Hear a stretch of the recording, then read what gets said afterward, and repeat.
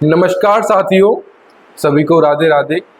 मेरा नाम दीपेश चौधरी, मेरी कंपनी का नाम है श्रीबिल टेक और मैं एक बार आपका हार्दिक अभिनंदन करता हूं आपके अपने यूट्यूब चैनल पर।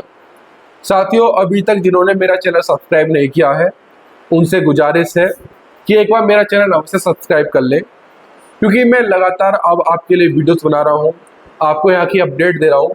कहीं मेरी वीडियो आपके कोई पीछे नहीं रह जाए, सबसे पहले आपके डीड में आए।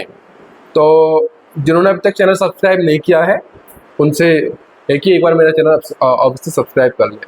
तो साथियों, आज जो हम वीडियो का टॉपिक है वो है कि अभी जो 81वीं बोर्ड बैठक हुई है, बोर्ड मीटिंग हुई है यमुना अथॉरिटी की, उसमें लिए गए कुछ अहम फैसले जिनके बारे में आपको अवगत कराऊंगा। यानी कि फैसले तो उन्होंने यहाँ पर बहुत ज़्यादा लिए हैं, लेकिन जो हमारे काम के हैं उनके बारे में आज आपको बताऊंगा। देखो, सबसे बड़ी खुशखबरी है यहाँ के आवंटियों के लिए, जिनका सेक्टर 18 सेक्टर 20 में 2009 के अलॉटमेंट में प्लॉट निकला था और जिनकी रजिस्ट्री 2021-2022 में हो गई थी, यानी जिनकी रजिस्ट्री को 3 साल पूरे हो गए थे, उनके लिए बड़ी खुशखबरी है। यमुना अथॉरिटी ने एक बार फिर से 6 महीने का समय बढ़ाया है। सीईओ अरुणवीर सिंह जी ने कहा है कि बिजली और पानी की समस्याओं को देखते हुए कि अभी ये हर प्लॉट तक नहीं पहुंची है, इस वजह से हम एक अंतिम बार 6 महीने की मोहलत दे रहे हैं। यानी कि 6 महीने का उन्होंने टाइम समय बढ़ाया है। अब जो डेडलाइन आ गई है वो 31 दिसंबर 2024 है, यानी कि 31 दिसंबर 2024 तक आपको अपना कंप्लीशन करा लेना है। आपको 6 महीने की छूट और दे दी गई है। अब इसमें दो चीज़ है, एक ये है कि मतलब कुछ लोग ये सोचेंगे कि भाई हमें तो ट्रेनिंग करनी है, अब जो हमें बनवाना था अब नहीं बनवाएंगे, अब रहने देते हैं।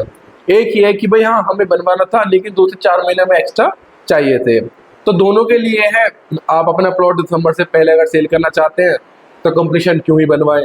अगर आप अपना प्लॉट रखना चाहते हैं कि भाई हाँ 2-4 साल में अपना प्लॉट रखना है, तो फिर आप अभी ही कंप्लीशन करा लीजिए, क्योंकि फिर बारिश का मौसम आ जाएगा, 2 से 4 महीने वैसे चले जाएंगे।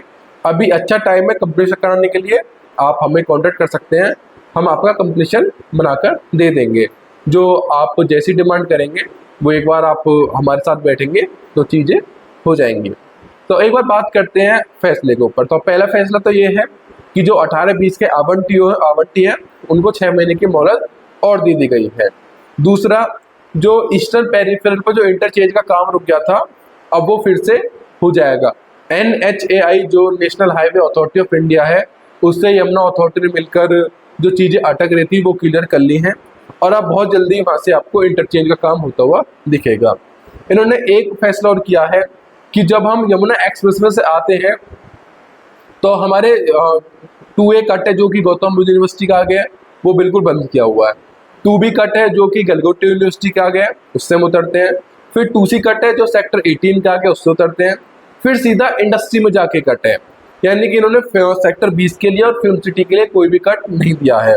तो अब इन्होंने देखते हुए कि भैया फिल्म सिटी का यहाँ पर काम होगा, क्योंकि एक चीज़ मैं आपको बता दूं कि जो बॉनी कपूर और भूटानी ग्रुप को एक साथ जो फिल्म सिटी मिली है, और बॉनी कपूर की जो कंपनी है उन्होंने देश विदेश में जाकर और फिल्म सिटी को देखा है, और देश की विदेश की बाहर की फिल्म सिटी को देखते हुए एक पूरे यहाँ का डिज़ाइन तैयार किया है, और वो 1 से 2 दिनों में यमुना अथॉरिटी में आकर जो भी उनकी कार्रवाई है उनको पूरा करेंगे, औपचारिक जो भी करेंगे, क्योंकि यमुना अथॉरिटी ने उनको लेटर तो भेज दिया है।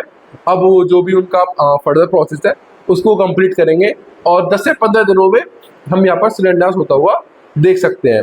तो जैसे फिल्म सिटी में काम चलेगा, तो फिल्म सिटी बहुत बड़ी फिल्म सिटी 1000 एकड़ में है, तो उन्होंने एक फैसला लिया है कि फिल्म सिटी के सामने 75 मीटर का दोनों तरफ इंटरचेंज बनाया जाएगा, उतरने के लिए भी और चढ़ने के लिए भी।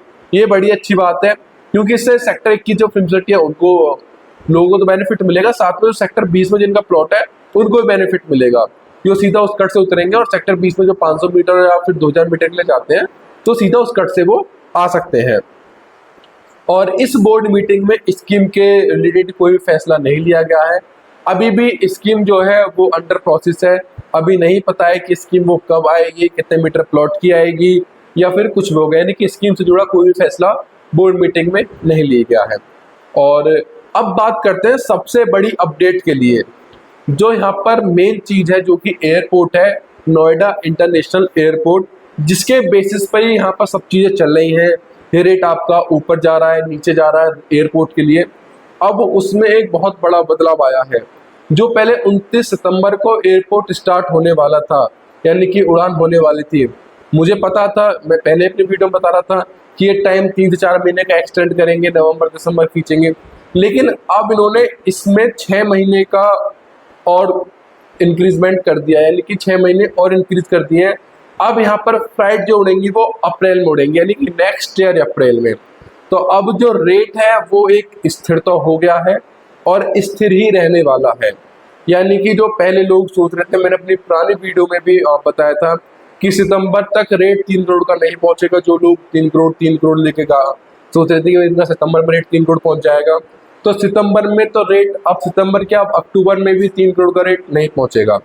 अब जो रेट आपका बढ़ेगा, जब एयरपोर्ट की जो ट्रायल आएंगे, ट्रायल शुरू होंगे, तब से हमें थोड़ा बहुत रेट बढ़ने की उम्मीद है, क्योंकि अभी स्कीम अंडर प्रोसेस चल रही है, स्कीम क्लियर नहीं है। जब स्कीम क्लियर हो जाएंगी उसके बाद थोड़ा सा होता है कि हाँ अब स्कीम आ गई है, फिर जो लोग हैं वो एक अपना बनाते हैं, माइंड मेकअप करते हैं कि हमें स्कीम में जाना है या फिर हमें रिसेल में प्लॉट लेना है।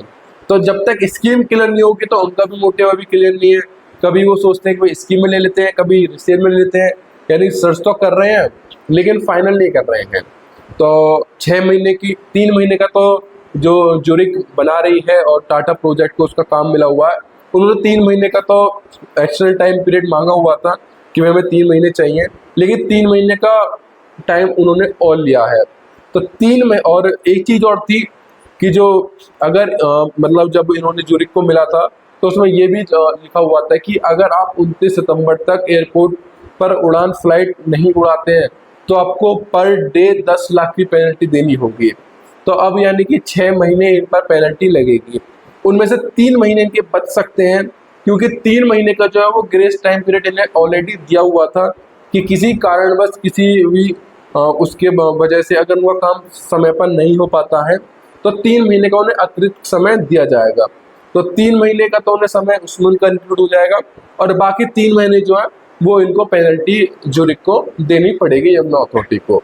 तो अब रेट की जो बात करेंगे कि रेट चढ़ेगा, रेट बढ़ेगा, वो हम अपनी अगली वीडियो में करेंगे कि एयरपोर्ट के देरी होने से, यानी कि यमुना की जो मार्केट है 18, 20, 17 सेक्टर 22 की, इस पर क्या असर पड़ेगा। आज की वीडियो में सिर्फ हमारा ये था कि जो बोर्ड मीटिंग हुई है उसमें जो अहम फैसले लिए गए हैं उनसे आपको अवगत कराना। तो ऐसी जुड़ी जानकारी के लिए आप हमारा चैनल सब्सक्राइब कर सकते हैं। आज के लिए इतना ही, नमस्कार।